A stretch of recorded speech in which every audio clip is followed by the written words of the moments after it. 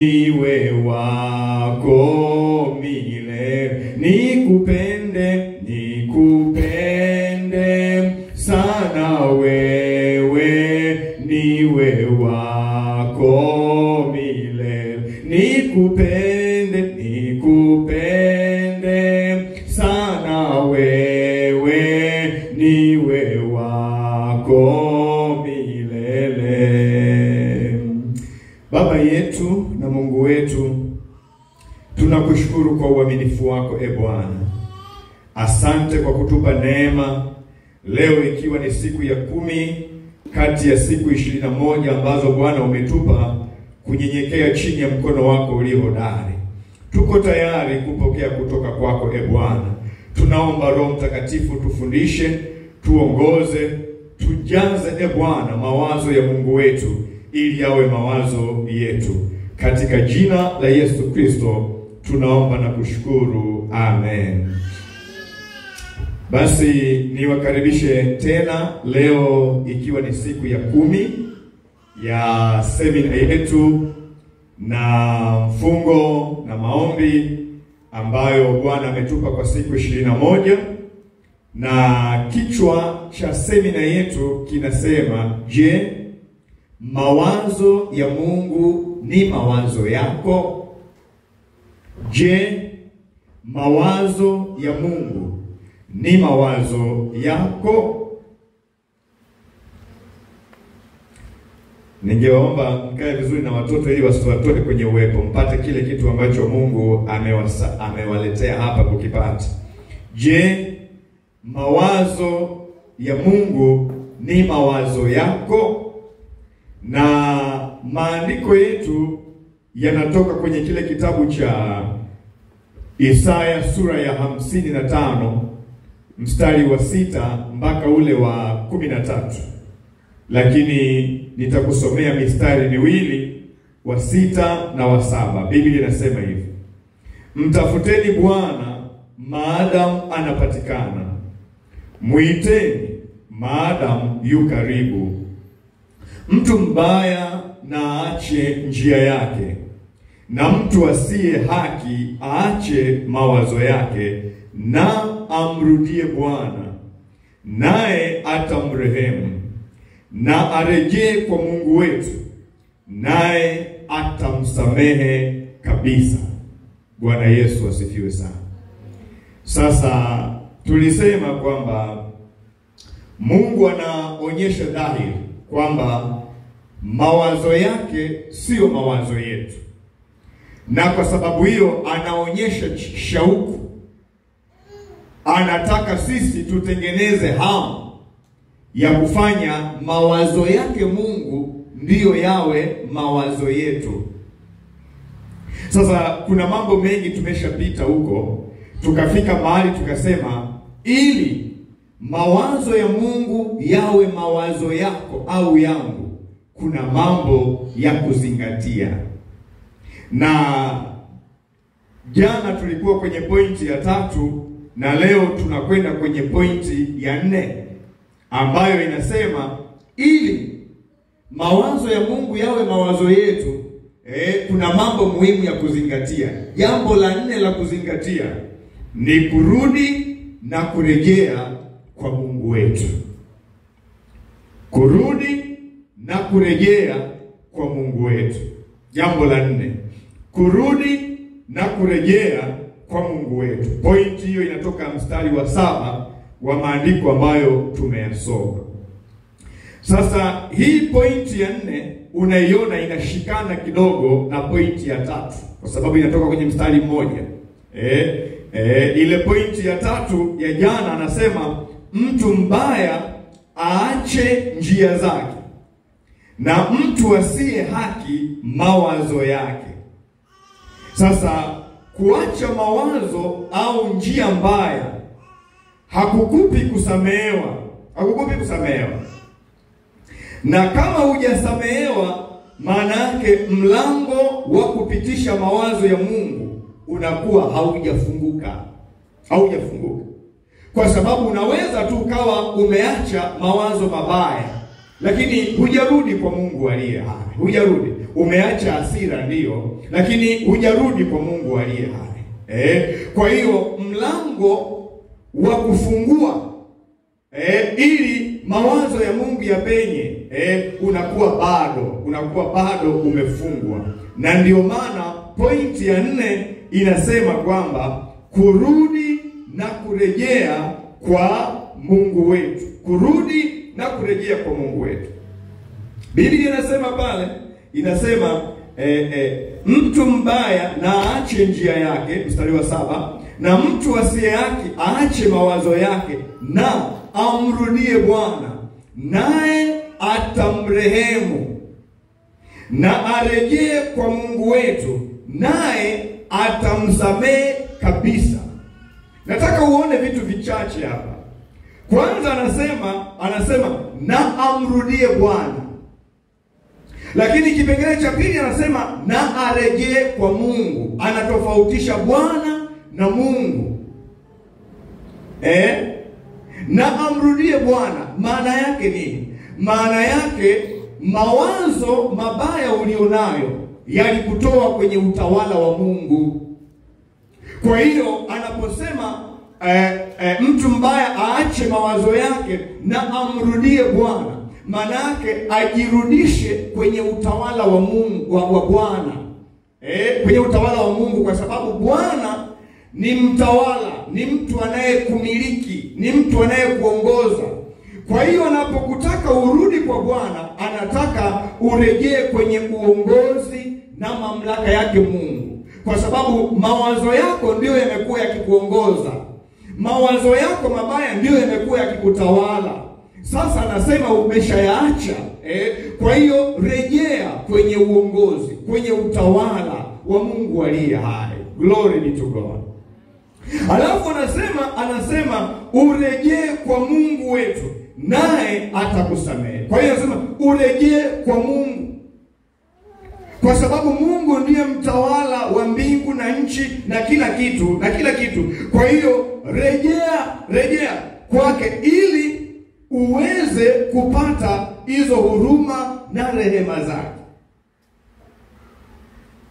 Bwana Yesu asifiwe sana. Sasa unaweza ukaniuliza, kwani mchungaji, rehema inatofautiana nini na msamaha? Kwa sababu anasema pale mtu mbaya na aache njia yake, na mtu asiye haki aache mawazo yake na amrudie Bwana, naye atamrehemu, na arejee kwa Mungu wetu, naye atamsamehe kabisa. Sasa rehema ni huruma ya Mungu inayomzuia kutupa adhabu tunayostahili. Kwa sababu ya mawazo mabaya tulikuwa tunastahili adhabu. Kwa hiyo nasema tunaporejea, yeye anaturehemu. Maana yake nini? Maana yake anaonyesha huruma ambayo inazuia kutupa sisi adhabu tuliyostahili kwa sababu ya mawazo mabaya. Rehema inaonekana kabla ya kuomba msamaha. Ni hali ya moyo ya Mungu ya kutengenezea mazingira ya kuja kutubu, kwa sababu bila huruma yake au rehema yake angekuwa amesha kupiga tayari, angekuwa amesha achilia hasira yake, angekuwa ameachilia hasira yake. Rehema ni neema ya Mungu ya kutusaidia kutusaidia, kutuonea huruma, kutujali katika udhaifu na kutushika mkono wakati hatukustahili. Ndio maana anasema kwenye Zaburi 103 mstari wa 8, anasema Bwana ni mwingi wa rehema, si mwepesi wa hasira. Si mwepesi wa hasira. Si mwepesi wa hasira. Kwa hiyo rehema maana yake ni hali ya Mungu kutupa adhabu tunayostahili. Msamaha, anasema turejee kwake, naye atatusamehe kabisa. Msamaha ni kitendo cha Mungu cha kufuta makosa yetu. Anafuta record ya makosa. Kwa hiyo unapoacha dhambi zako, unapoacha mawazo yako, unakuwa bado hujapokea huruma za Mungu. Unapokuwa hujarejea kwa Bwana, unakuwa bado hujasamehewa. Kwa hiyo kitendo cha kurudi kwa Bwana unapokea rehema. Kitendo cha kurejea kwa Mungu unapokea msamaha. Maana yake Mungu anazuia adhabu yake uliyostahili, alafu Mungu anafuta record ya yale mabaya uliokuwa umeyafanya. Mungu anafuta record ya hayo mabaya. Msamaha ni kitendo cha Mungu cha kufuta makosa yetu baada ya sisi kukiri, kutubu na kumrudia. Kwa sababu hiyo, msamaha maana yake, moja, mafaili ya dhambi yanafutwa. Mafaili ya dhambi yanafutwa. Mbili, hatia inaondolewa. Hatia inaondolewa. Tatu, uhusiano unarejeshwa. Ndio maana anasema mrejee kwa Mungu wenu naye atawasamehe kabisa. Msamaha ni kurejesha uhusiano. Kwa nini unarejesha uhusiano? Kwa sababu hatia imeondolewa. Kwa nini hatia imeondolewa? Kwa sababu rekodi ya dhambi imefutwa. Mafaili yamefutwa. Mafaili yamefutwa. Mafaili yamefutwa. Kwa hiyo nimetaka nikufafanulie tu hapa uone kwamba kila kipengele Mungu anakizungumza kwa maana yake. Anasema na amrudie Bwana naye atamrehemu, na arejee kwa Mungu naye atamsamehe kabisa kabisa. Kwa hiyo ili mawazo ya Mungu yaingie yawe mawazo yetu, hatutakiwi tukomee tu kwenye kuyaacha mawazo mabaya. Hapana, tunatakiwa turejee kwa Mungu, turejee kwa Bwana ili tupate rehema. Turejee kwa Mungu ili tuweze kusamehewa. Tusipewe adhabu tuliyostahili, lakini rekodi ya mabaya yetu ifutwe. Hatia iondoke. Hatia iondoke. Alafu uhusiano urejee. Bwana Yesu asifiwe sana. Kwa hiyo turudi na kurejea kwa Mungu wetu ili tupate rehema na kusamehewa kabisa. Kwa sababu dhambi huwa haiharibu tu tabia, lakini huwa inaharibu na mahusiano. Dhambi haiharibu tu tabia ya mtu, kwamba ndiyo sasa mawazo ni mabaya, lakini imekwenda mpaka ikaharibu mahusiano kati ya sisi na Mungu. Ndiyo maana baada ya kuacha mawazo mabaya, lazima turejee, lazima turudi ili tutengeneze mahusiano, kwa sababu dhambi imeharibu tabia na ikaharibu mahusiano. Huwezi ukasema tu umeacha hasira lakini hujarudi kwa Bwana. Maana yake mahusiano hayajarejea. Kuacha dhambi bila kurudi kwa Mungu hakutoshi, kwani msamaha wa Mungu haupo katika tabia bali katika uhusiano. Chukua hilo. Msamaha wa Mungu haupo katika tabia, kwamba nimeacha hiki, nimeacha hiki, nimeacha hiki. Msamaha wa Mungu uko kwenye uhusiano. Ndio maana anasema mrejee kwa Mungu naye atawasamehe kabisa. Maana yake atafuta rekodi ya dhambi zenu. Maana yake mahusiano yatakuwa yamerejea. Hakuna namna mahusiano yatakuwa yamerejea kama bado kuna rekodi ya dhambi. Kama bado kuna rekodi ya dhambi. Ndio maana mtu anayekumbuka makosa yako kila leo, huyo hajatoa msamaha. Na haiwezekani kuwe na uhusiano mzuri hata kama mke na mume kama hujafuta rekodi ya dhambi alizozifanya mwenzao. Kama hujazifuta, haiwezekani. Kwa sababu dhambi haiharibu tu tabia, inaharibu mpaka mahusiano. Bwana Yesu asifiwe sana. Bwana Yesu asifiwe sana. Msamaha si matokeo ya kubadilisha tabia, bali ni matokeo ya kurejea kwa Mungu. Msamaha sio matokeo ya kubadilisha tabia, bali ni matokeo ya kurejea kwa Mungu. Ndiyo maana mwana mpotevu hakusamehewa alipokuwa kule porini, kwa sababu alipokuwa huko mbali tayari mawazo yake yalishabadilika.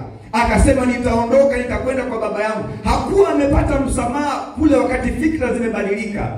Ni mpaka aliporejea kwa baba, kwa sababu dhambi iliharibu tabia yake na ikaharibu mahusiano ya baba.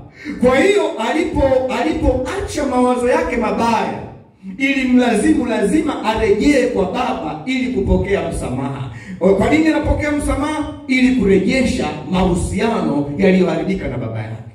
Asingeweza kusema tu sasa tabia yangu imebadilika, lakini hujarejesha mahusiano na baba. Kwa nini? Kwa sababu hujarejea. Na kama hujarejea, maana yake hakuna namna unavyoweza kupokea mawazo ya baba. Kwa sababu gani? Kuna rekodi ya dhambi inayofunga mlango.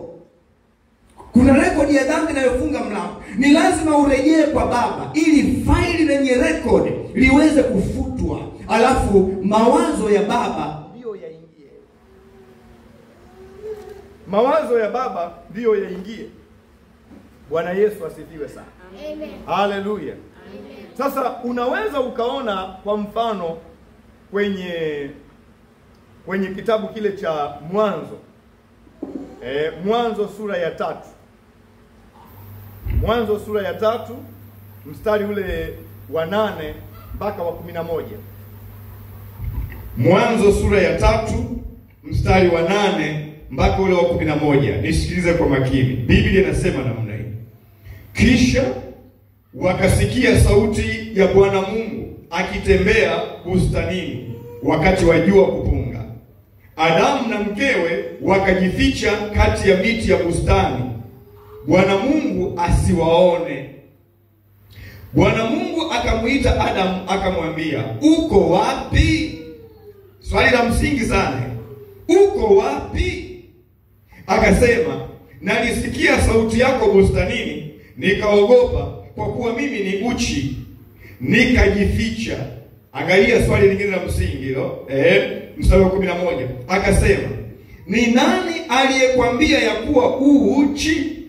Je, umekula wewe matunda ya mti niliyokuagiza usiale? Eva alipokea wazo ambalo sio la kimungu. Lile wazo likamtengenezea dhambi, akaenda akafanya dhambi, na kwa sababu hiyo dhambi ikamsukuma yeye na mume wake mbali na Mungu. Kwa sababu hiyo hawakuwa tena wanaweza kupokea mawazo ya Mungu yakawa mawazo yao. Haikuwa tena. Kwa sababu gani? Kwa sababu hawakuwa na fellowship na Mungu. Uhusiano ulishaharibika kwa sababu walienda mbali, wakajificha. Kwa sababu ya nini? Ya dhambi. Dhambi iliyokuja kwa sababu ya mawazo ambayo hayakuwa ya kimungu. Sasa swali la Mungu la kwanza, anamwambia Adamu, uko wapi? Uko wapi? Hili ni swali ambalo la kiurejesho. Mungu anakusudia kumrejeza kwa sababu ameshaona yuko mbali, amekwenda mbali, hawezi kupokea mawazo yake tena. Kwa hiyo anamuuliza uko wapi? Ni swali lililobeba uhusiano, lililobeba wazo la uhusiano. Lakini swali la pili, Mungu anamwambia baada ya kujibu kwamba nimejificha kwa sababu niliona niko uchi, Mungu anamuuliza, ni nani aliyekupa wazo hilo? mpaka ukajijua kwamba uko uchi. Hilo sio wazo langu. Ni nani aliyekupa hilo wazo? Umekula matunda ya mti ule ambaye mimi nilikuzuia. Nani aliyekupa hilo wazo? Wazo hilo limetutenganisha. Wazo limeharibu tabia yako, lakini wazo limeharibu uhusiano wetu.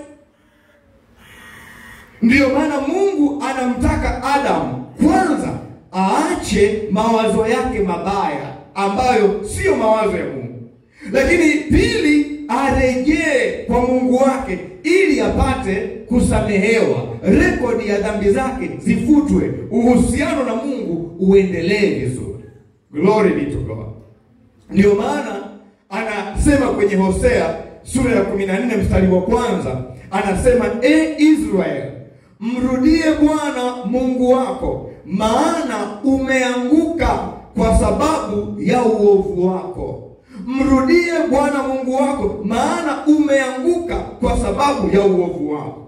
Kurudi kwa Mungu ni wito. Ni wito kwa kila aliyeanguka. Ni wito kwa kila aliyechoka. Kurudi kwa Mungu ni wito kwa kila aliyepotea. Kila aliyepotea. Bwana Yesu asifiwe sana. Kurudi na kurejea kwa Mungu haina maana ya kuja kanisani kimwili tu. Bali ni kufanya mabadiliko ya moyo na ya akili. Kurudi na kurejea kwa Mungu ni mwelekeo mpya wa maisha, kutoka kwenye dhambi kwenda kwa Mungu aliye hai. Kurudi kanisani bila kurudi kwa Mungu ni harakati bila mabadiliko. Haitakusaidia. Kwamba umerudi kanisani lakini hujarudi kwa Mungu aliye hai. Mungu anachotaka turudi kwake, sio turudi kanisani. Rudi kanisani lakini ukiwa umerudi kwake. Haitakusaidia kurudi kanisani alafu hujarudi kwa Mungu aliye hai. Kanisa likusaidie kurudi kwa Mungu aliye hai. Glory be to God. Biblia inatutaka turejee kwa Mungu. Kama nilivyosema, unaweza kurejea kanisani, unaweza kurejea kwenye dhehebu lako, lakini usirejee kwa Mungu. Hiyo haitakusaidia. Huwezi kupata rehema za Mungu kwa kurejea kanisani, bali utapata rehema za Mungu kwa kurejea kwa Mungu, hasa kupitia mawazo na fikra.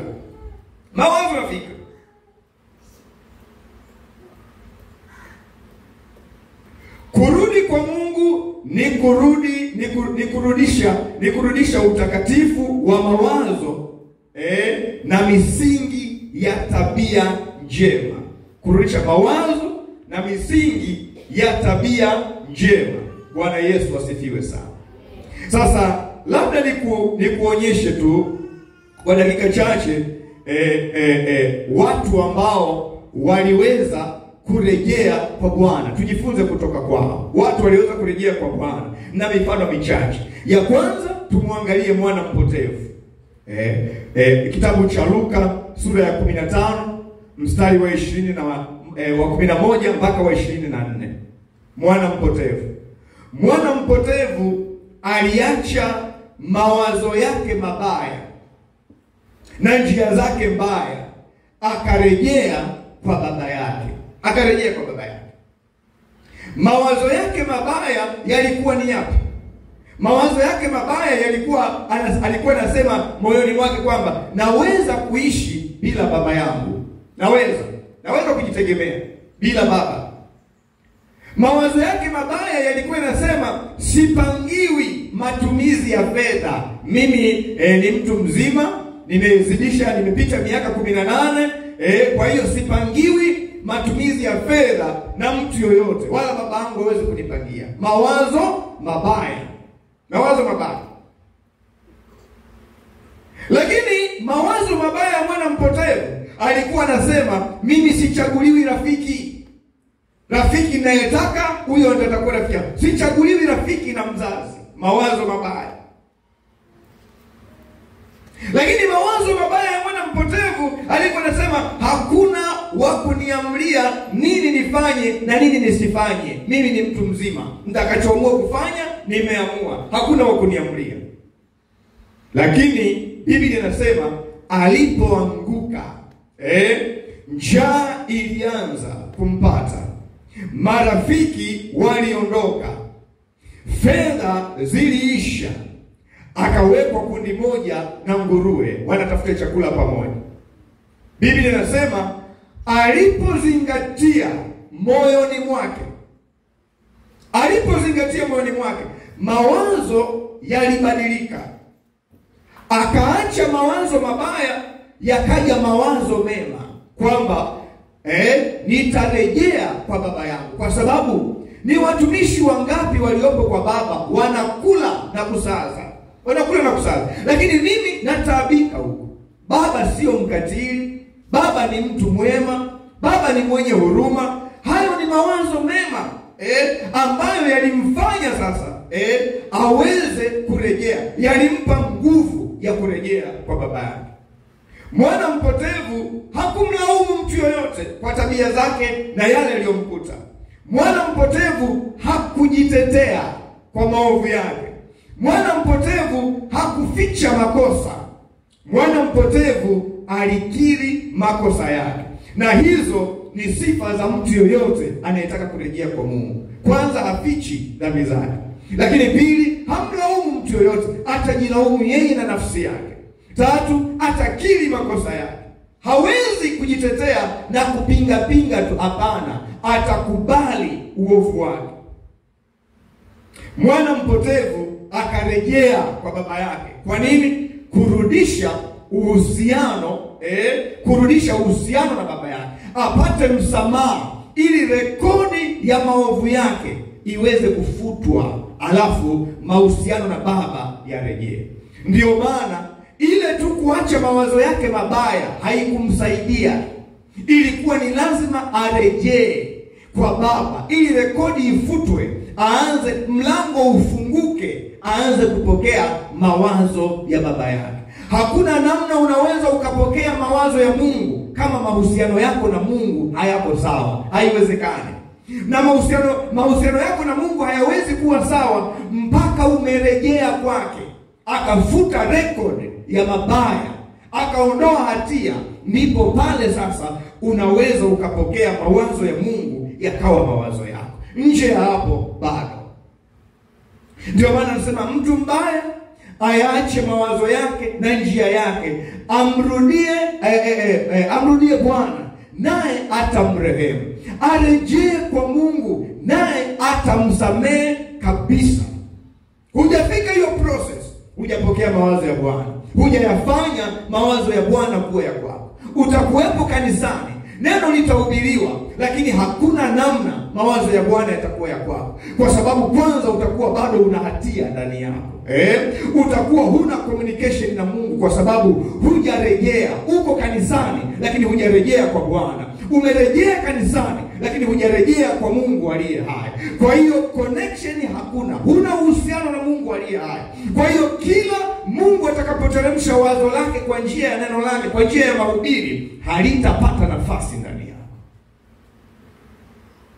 Tunaenda kwa neema ya Mungu 2026. Wito wa Mungu kwa kila mmoja wetu ulioko hapa na unayosikiliza kwa njia nyingine yoyote, rejea kwa Bwana ili upate rehema, ili Mungu akuonyeshe huruma zake, asikupige kwa hasira yake. Rejea kwa Mungu ili Mungu akusamehe kabisa, afute rekodi ya mabaya aliyoiandika, ili kutengeneza uhusiano mpya na wewe, ili kufungua mlango wa mawazo ya Mungu kuwa mawazo yako. Tukumbuke mwisho wako hubadilika unapoamua kubadilisha mawazo yako. Chukua hiyo. Mwisho wako hubadilika unapoamua kubadilisha mawazo yako. Mungu anatupa wito wa kurejea kwa Bwana kabla ya kuvuka na kuingia 2026. Glory be to God. Mfano wa pili tumwangalie Daudi kama mtu aliyerejea kwa Bwana. Tunafahamu wote tukiangalia ile Zaburi ya 51. Pata muda, hebu ipitie ile Zaburi yote ya 51. Ni Zaburi iliyojaa urejesho, iliyojaa hali ya kurejea kwa Mungu aliye hai. Daudi aliacha mawazo, alikuwa na mawazo ya dhambi. Alikuwa na mawazo ya uuaji. Alikuwa na mawazo ya uonevu. Njia zake zilikuwa za ovyo na mawazo yake yalikuwa mabaya. Lakini aliacha mawazo yake na njia zake, akaamua kurejea. Akaamua kurudi kwa Bwana na kurejea kwa Mungu. Aliacha mawazo ya dhambi ya uzinifu. Aliacha mawazo ya dhambi ya uuaji. Aliacha mawazo ya dhambi ya kutokuwatendea wengine haki. Akaamua kurejea kwa Bwana. Mwanzo wa mawazo mabaya ya Daudi ulianzia kwenye macho yake. Alipomuona yule mwanamke anaoga, macho yakaona, moyo ukatamani, mawazo mabaya yakaingia ndani yake. Fikra zikaendelea namna hiyo za tamaa. Dhambi ikaenda ikazaa maumivu. Mungu anamtuma nabii Nathan kupeleka nuru yake kwa njia ya maonyo. Mungu siku zote anapotuonya ni hatua yake ya kuturejesha, ya kutubadilisha. Na nabii alipomkabili Daudi hakupinga. Daudi hakujitetea. Daudi hakumlaumu mtu. Daudi alikiri makosa yake. Daudi alirejea kwa Bwana. Hizo ndio sifa za mtu anayeweza kurejea kwa Bwana. Mtu ambaye anapinga maovu yake wakati anajua ni kweli amefanya, anajifungia njia ya kurejea kwa Bwana. Mtu ambaye anajitetea na kujihesabia haki wakati anajua amekosea, anajifungia njia ya kurejea kwa Bwana. Mtu ambaye hayuko tayari kukiri makosa yake, anajifungia njia ya kurejea kwa Bwana. Lakini huoni mambo haya kwa Daudi. Dhambi yake ilipofunuliwa tu, alianguka namna hii, akasema nimekosa. Hakujali kwamba yeye ni mfalme, hakujali kwamba atadhalilika, hakujali kwamba ataaibika. Alijua kwamba sasa yuko mbele za Mungu na sio mbele za nabii. Akasema nimekosa. Akasema nimekosa. Hakumlaumu mtu, hakupinga, hakukwepa, hakujificha, alikubali. Mabadiliko yake Daudi tunayaona sasa kwenye ile Zaburi ya 51. Hebu tuiangalie kidogo. Ina maneno kuntu pale. Zaburi ya 51. Anasema, Bwana unirehemu sawa sawa na fadhili zako. Kiasi cha wingi wa rehema zako uyafute makosa yangu. Wafute makosa yangu. Unioshe kabisa na uovu wangu. Unitakase dhambi zangu. Maana nimejua mimi makosa yangu, na dhambi yangu imbele yangu daima. Hujajua makosa yako, hujatubu, hujarejea kwa Bwana. Anasema nimekutenda dhambi wewe peke yako, na kufanya maovu mbele za macho yako. Wewe ujulikane kuwa una haki unenapo, na kuwa safi utoapo hukumu. Tazama, mimi naliumbwa katika hali ya uovu, mama yangu alinichukua mimba hatiani. Tazama, wapendezwa na kweli iliyo moyoni, sio kweli iliyo mdomoni kwenye lips, hapana, kweli iliyo moyoni. Nawe utanijulisha hekima kwa siri. Unisafishe kwa hisopo, nami nitakuwa safi. Unioshe, nami nitakuwa mweupe kuliko theluji. Unifanye kusikia furaha na shangwe, mifupa ulioiponda ifurahi. ujifurahi. Usitiri uso wako, usitazame dhambi zangu, uzifute hatia zangu zote. Mungu, uniumbie moyo safi, uifanye upya roho iliyotulia ndani yangu. Huyu ni mtu ambaye amejua makosa yake, anarejea kwa Bwana, anarejea kwa Bwana. Sio tu anakuja kanisani, hapana.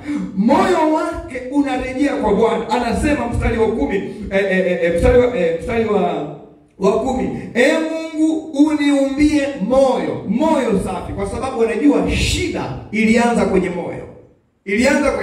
Kwa hiyo anamwambia uniumbie moyo safi, uifanye upya roho iliyotulia ndani yangu.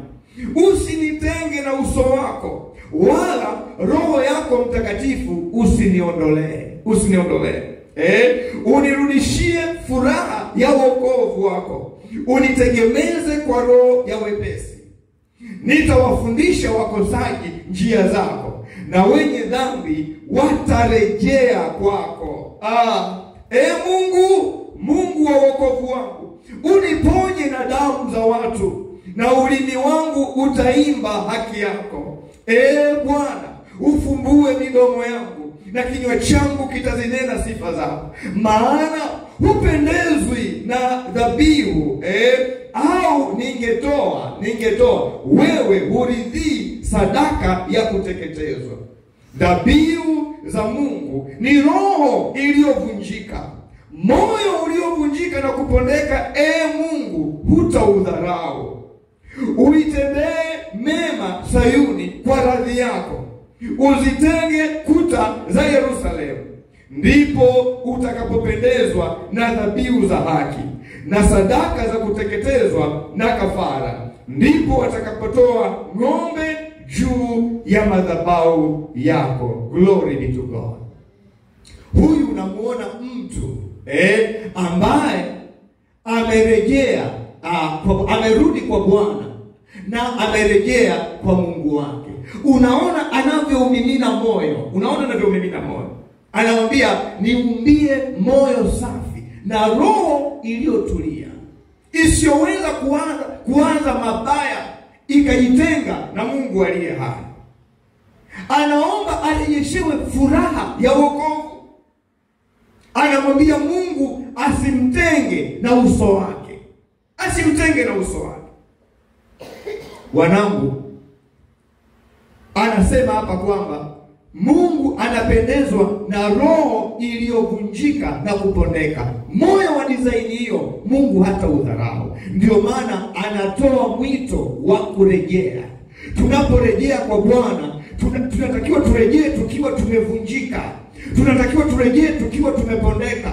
Tujue ubaya wa dhambi, tujue madhara ya dhambi, tujue uchungu wa dhambi. Daudi anasikitika kwa kweli. Lakini sio ile tu, Baba nimekosa, naomba unisamehe. Hakuna majuto, hakuna sikitiko, hakuna ile hali ya kuona kwamba kweli umemkosea Mungu. Hakuna ile hali inaonyesha kwamba kweli unarejea kwa Bwana. Haipo. Kana kama ulichofanya ni sawa tu.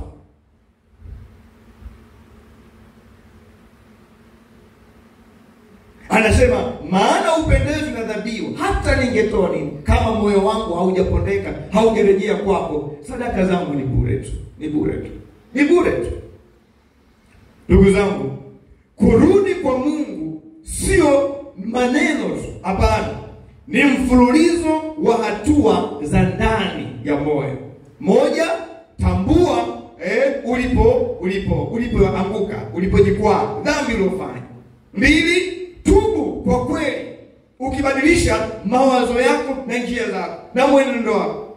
Tatu, rejesha uhusiano.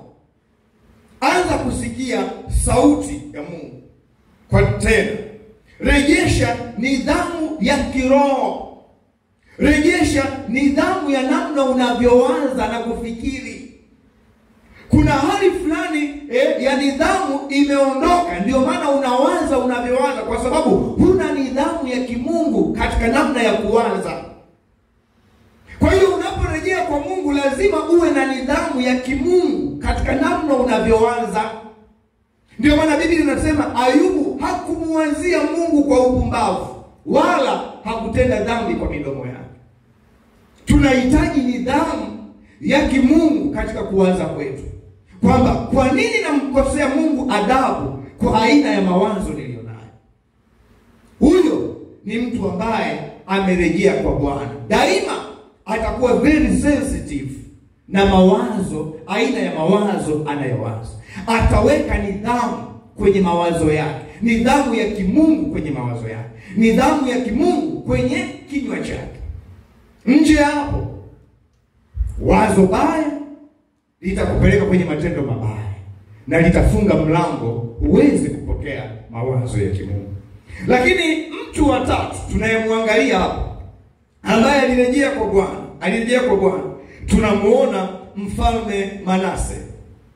Mfalme Manase kwenye Mambo ya Nyakati wa Pili sura ile ya 33 na mstari ule wa 10 mpaka ule wa 13. Huyu ni mfalme ambaye alikuwa ni muovu pia, alikuwa muovu sana, Manase. Biblia inasema namna hii, Mambo ya Nyakati wa Pili sura ya 33 mstari wa 10 mpaka wa 13. Naye Bwana akasema na Manase na watu wake, wala wasiangalie. Manake wala hawakumsikiliza Bwana. Pamoja na Mungu kusema, wala hawakumsikiliza. Mstari wa 11. Kwa hiyo Bwana akaleta juu yao maakida wa jeshi la mfalme wa Ashuru, waliomkamata Manase kwa minyororo, wakamfunga kwa pingu, wakamchukua mpaka Babeli. Hata alipokuwa katika taabu, akamsihi Bwana Mungu wake, akajinyenyekeza sana mbele za Mungu wa baba zake. Akamuomba, naye akamtakabali, akayasikia maombi yake, akamrudisha, napenda neno, akamrudisha tena Yerusalemu katika ufalme wake. Ndipo Manase akajua ya kwamba Bwana ndiye Mungu. Ndipo Manase akajua ya kwamba Bwana ndiyo Mungu. Imagine, siku zote amekuwa mfalme, amewekwa na Mungu, lakini hakuwa anajua kwamba Bwana ndiye Mungu siku zote. Kwa sababu kila Mungu alichokuwa nakisema, yeye na watu wake walikuwa hawafuati. Mpaka Mungu akaamuru majeshi ya taifa nyingine yaje, yamchukue kwa nguvu, yamfunge minyororo. Na alipokuwa huko akakumbuka kwamba Mungu ni Mungu wa rehema, ni Mungu mwaminifu anayekumbuka rehema. Alikumbuka Mungu wa baba zake, akamuomba, akamsihi, na Bwana akamsikia. Mungu akamrejesha.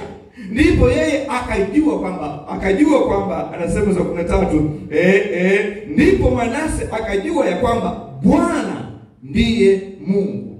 Inawezekana umeokoka miaka mingi sana, inawezekana uko kanisani na unafanya huduma zote, lakini yale anayoyasema Mungu kwa habari ya maisha yako huyatekelezi. Yale anayosema Mungu kwa habari ya utukufu wake huyafanyi. Umekuwa mkaidi ukipata mawazo yako mwenyewe. Mungu ana namna zake za kukurejesha. Ataachilia tukio litakalokutia adabu. Lengo lake hilo tukio linaweza kwako likawa gumu, lakini kwake linakuwa tukio lililobeba huruma. Mpaka utakapojua ya kwamba Bwana ndiye Mungu. Watu wengi sana tumeokoka, lakini ni wajeuri kwenye sheria za Mungu aliye hai. Ni wajeuri kwenye neno la Mungu aliye hai. Na Mungu ana namna zake za kuturejesha, kwa sababu urejesho ndio sifa yake. Glory be to God. Urejesho ndio sifa yake. Na ndio maana huduma yetu hii ya Potters, ukiangalia vision na mission statement yetu, inatoka kwenye Luka sura ya 1 mstari wa 16. Anasema naye atawarejesha Israeli wote kwa Bwana Mungu wao. Jukumu letu tulionalo, vision yetu ni kuona kwamba watu wanarejea kwa Bwana Mungu wao. Waliokwenda mbali na Bwana tunawarejesha. Walio karibu mawazo yao yako mbali, wanarejea kwa Bwana. Walioasi wanarejea kwa Bwana. Tutatekeleza namna gani jukumu hilo? Tutatekeleza kwa kufunga, tutatekeleza kwa kulihubiri neno la kweli, tutatekeleza unajua kwa kushuhudia, kuwarejesha watu kwa Bwana Mungu wao. Haleluya kwa mwana kondoo. Tunapokwenda 2026, vision hiyo ni lazima tuiwekee mkazo, kwa sababu ndio wajibu wa kimisheni ambao Bwana ametupa. Hatuna wajibu mwingine zaidi ya kuwarejesha watu kwa Bwana Mungu wao. Inawezekana uko kanisani, lakini uko mbali na Mungu aliye hai. Kazi yetu ni kukurejesha kwa Bwana, sio tu kukurejesha kanisani.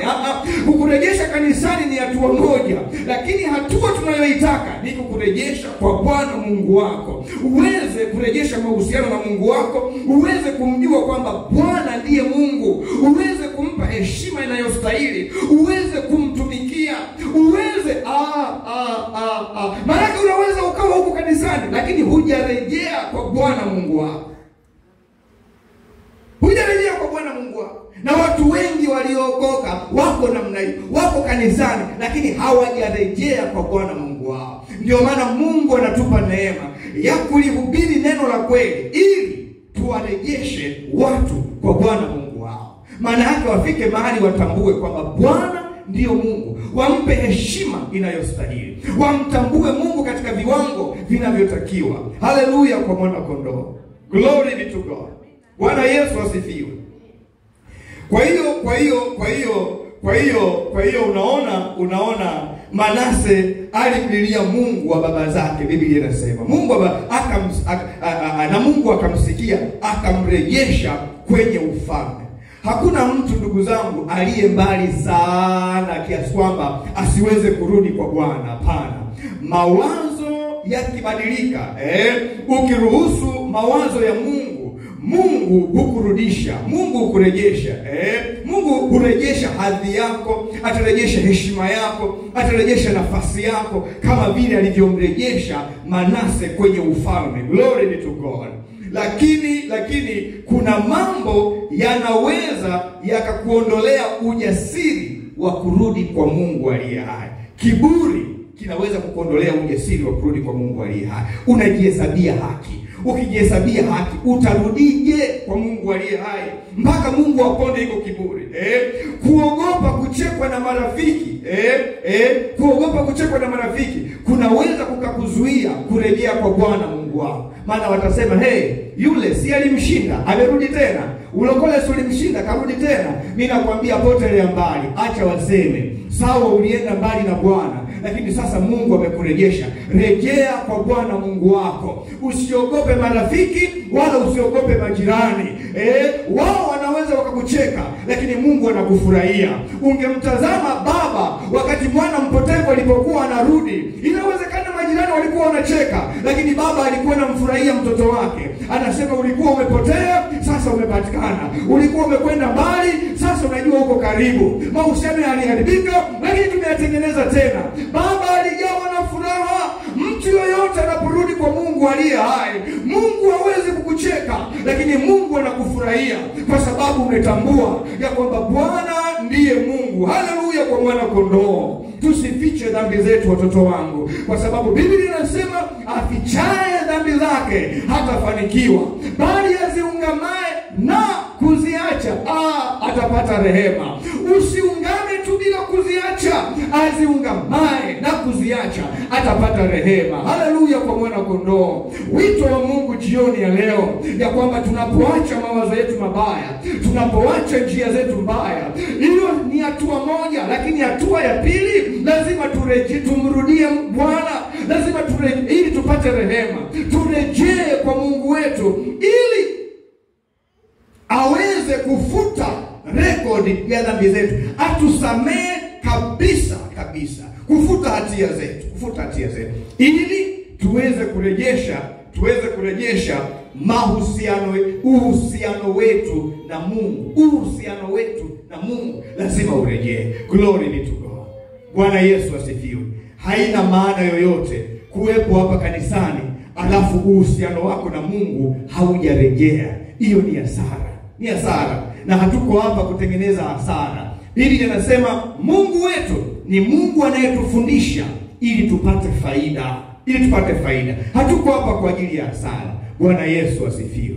Haleluya kwa mwana kondoo. Ningekuwa mimi ndio wewe, ningekuwa nimeshasimama kwa miguu yangu. Yes, karibu mtumishi. Na kubeba hii agenda na